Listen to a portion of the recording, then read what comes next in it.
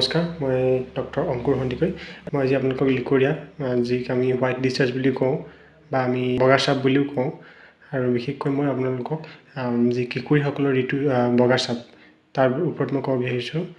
কিশোৰীসকলৰ সাধাৰণতে এই white discharge বা বগা চাপ দেখা যায়, আৰু এই বগা চাপ আপোনালোকৰ সাধাৰণতে স্বাভাৱিক হয় কিশোৰী সময়ত, কিয়নো এই সময়ত আমাৰ হৰম'নেল বহুত চেঞ্জেছ হয়।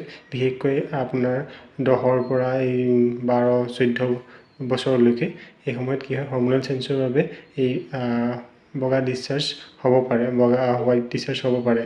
আৰু ইয়াক কোনো ভয় কৰিবলগীয়া কথা নহয়।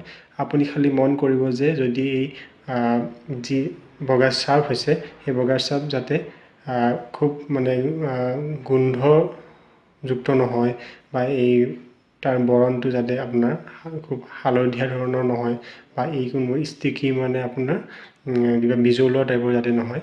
যদি এই লক্ষণসমূহ দিছে আৰু লগত যদি আপোনাৰ কিবা বিষ হৈছে বা তেনেকুৱা কিবা অনুভৱ কৰিছে, তেতিয়া আপুনি চিকিৎসকৰ কাষ চপা দৰকাৰ। এই এক স্বাভাৱিক প্ৰক্ৰিয়া যি কিশোৰীসকলৰ দেহত দেখা যায়, আৰু তাৰ কাৰণে কোনো চিন্তা কৰিবলগীয়া কথা নহয়। ধন্যবাদ।